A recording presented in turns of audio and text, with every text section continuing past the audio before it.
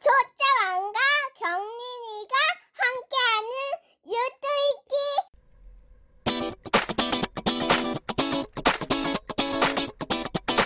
자, 국내 스마트폰 이용자 4명 중에 1명이 중고거래 플랫폼을 이용하고 있다고 하네요. 올해, 그러니까 작년이죠. 2020년 1월에 700만 명 정도가 사용을 했는데, 불과 21년 3월이니까 1년 2개월 만에 1640만으로 점프했어요. 2배 넘게 점프한 거죠. 약 2.5배 증가했다. 국내 중고거래 시장에서 2008년엔 4조 원의 시장이었는데 2020년에는 20조 원의 시장으로 커졌다. 어느 하나의 아이템이 20조 시장이라고 하면 상당히 큰 겁니다. 어쨌든 이렇게 해서 중고거래 시장이 커지고 있다는 데이터로 보실 수 있고요. 자, 당근마켓이 21년 올해 3월 기준 누적 가입자 수 2천만이라고 하네요. 그 다음에 월간 이용자 수가 1,500만. 우리나라 인구가 전체 5천만이잖아요. 그러면 우리나라 인구의 애기들 빼고 할 수 있는 사람 중에 반 정도는 전부 이걸 하고 있다, 이해를 하시면 되고요.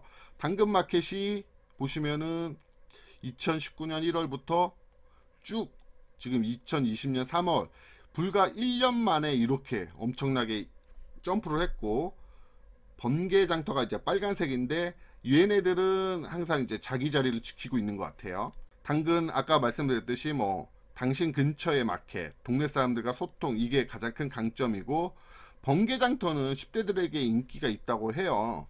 뭐 한정판이나 굿즈 이런 매물들이 많다고 하고, 개인 취향 반영한 물건이 많다고 하니 이거는 이제 10대 애들이 많이 쓴다, 이렇게 이해하시면 되고요. 우리가 잘 아는 중고나라는 네이버 카페로 시작을 했는데 이제는 네이버 카페에서 독립을 해서 법인 설립을 해서 독자적인 모바일 앱이 있고, 중고나라 여기서는 매우 광범위한 분이니까 안 파는 건 없죠. 중고나라에서 안 파는 건 없어요. 전부 다 우리가 원하는 거는 웬만한 거는 다 구할 수 있습니다. 그러면 이렇게 커진 거를 데이터로 보셨는데 얘네들이 중고시장이 왜 커졌는지 한번 볼게요. 중고시장 성장을 주도하고 있는 MZ세대 중심으로 성장을 했다. 그러면서 지금은 전 연령대로 확대를 하고 있다, 이렇게 하는데, MZ세대 그냥 신세대라고 이해를 하시면 돼요. 그냥 1980에서 94년생을 밀레니얼 세대 M이라고 하고요. 요런 세대를 Z세대라고 해서 합쳐서 MZ세대라고 하는데, 이게 뉴스 기사에 많이 나와요. 그러니까 이거는 대략 1980년대부터 2004년생까지 이때 태어난 사람들을 MZ세대라고 얘기를 하니까 이거는 기억해 두시고요. 2019년 기준으로 1,700만 명으로서 국내 인구의 3분의 1을 차지하고 있습니다. 근데 이 사람 특징들이 뭐냐면 소유보다는 경험 중시, 나는 갖는 것보다 그냥 이거 한번 체험을 해볼래 하는 이런 경험 중시로 한정품이나 명품 시장을 활성화시키고 있다고 합니다. 얘네들은 한정품이나 명품 시장은 희소성이 있다 보니까 쉽게 가질 수는 없는 거죠. 근데 이거를 구매를 내가 해가지고 사기에는 무리가 따르다 보니까 이거를 중고시장에서 사고, 또는 새 걸로 사도 다시 이거를 자기가 사용한 후에는 다시 재판매를 하는, 이 중고판매 또는 구매를 반복하는 이런 세대, 이렇다고 합니다. MZ세대가. 또한 과거 중고시장은 중고로 샀다고 하면 그냥 그래 아껴서 잘 사네, 절약행위 수준으로 이해를 했지만, 지금 MZ세계는 발견하는 재미를 추구한다. 이게 득템이라고 하죠. 내가 어떤 중고나라나 뭐 당근마켓에 잠복을 해 있다고 하죠. 계속 보고 있고 거기서 어떤 매물이 올라오나 보고 있다가 괜찮은 매물을 싸게 잘 잡으면 득템했다고 하는 이 발견하는 재미를 추구하기도 한답니다. 이런 MZ세대가 주도함으로 인해서 중고시장이 성장을 하고 있고, 이게 지금은 전 연령대로 확대를 하고 있다. 그리고 두 번째로 중고거래 시장은 전통적으로 불황을 먹고 사는 시장이다. 그러니까 지금 어쨌든 코로나로 상황이 많이 안 좋긴 하잖아요. 힘든 사람들도 많다 보니까 코로나 계기로 이 중고거래 시장이 폭발적으로 성장을 했다, 이렇게 보시면 됩니다.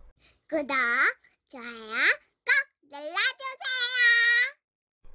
세 번째로 중고거래 플랫폼 환경 진화. 아까 처음에 말씀드렸듯이 중고거래할 때 가장 큰 문제는 뭐예요? 사기. 얘가 제일 문제가 되는 거죠. 그러다 보니까 사기를 방지하기 위한 플랫폼 환경이 진화가 됐어요. 그러니까 사기가 줄어들게 되고, 그러다 보니까 사람들이 경제도 어렵고 하다 보니 중고거래를 많이 찾는다, 이렇게 이해하시면 되겠습니다.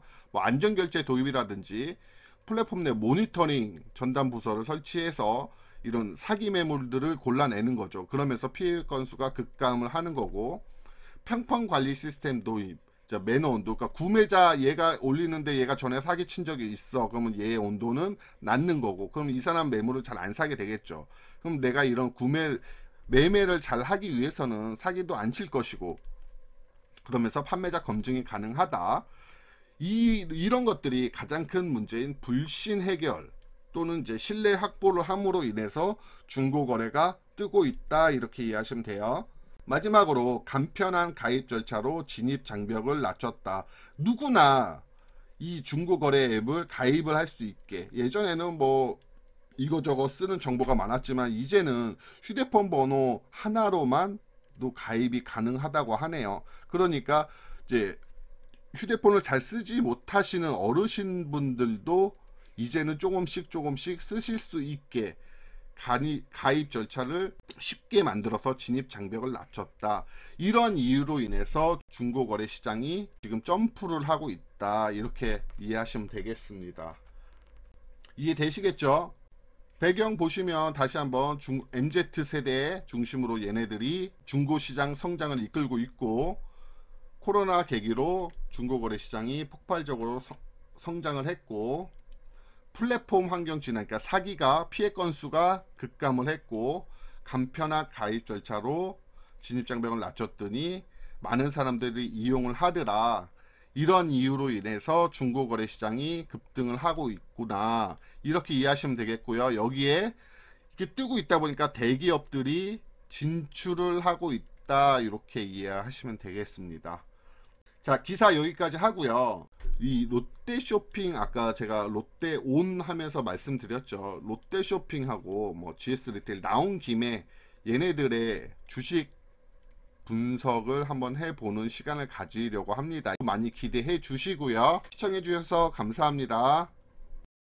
시청해주셔서 감사합니다.